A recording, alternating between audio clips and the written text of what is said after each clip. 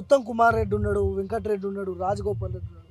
ఇంతమంది ఇట్లో ఒక బీసీ నేత, ఒక బీసీ బిడ్డ ఎట్లా నిలదొక్కుంటాడు? ఎట్లా గెలవనిస్తారు మిమ్మల్ని అసలు? వాళ్ళు గెలవనిచ్చేదేంది? వాళ్ళ గెలిపే మా యొక్క భిక్ష. ఈరోజు నాకు మోడీ ఉన్నారు, వాళ్ళంతా కౌరవ సేన ఉంది, నా వెనక మోడీ ఉన్నారు, ఇక్కడ బోర నర్సయ్య గౌడ్ ఉన్నారు. ఈ 2 సార్లు గెలవటానికి మా బలగం కార్యకర్తలు ఉన్నారు. గతంలో రాజగోపాల్ రెడ్డి నా చేతిలో ఓడిపోయిండు, మర్చిపోతున్నారు. వెంకరెడ్డి చావు తప్పి కందులెట్టబోయినట్టు బై ఫ్లూకు గెలవటం జరిగింది 5,000తోని. అది కూడా నా దురదృష్టం. ఏదైతే ఇండిపెండెంట్ కు బుల్డోజర్ గుర్తు రావటం. ఇద్దరు దాదాపు నా చేతిలో ఓడిపోయిన వాళ్ళే కదా.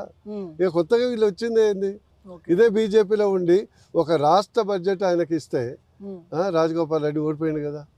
అదే రోజు మూలగోడ్లో బూర నర్సయ్య గౌడ్ నిలబడి ఉంటే కనీసం 30,000 మెజార్టీతో గెలిచి ఉండే బీజేపీ పార్టీతోని. వాళ్ళందరూ చెప్పుకోవడానికి పెద్ద నాయకులు, కానీ నల్గొండకి చేసింది 0.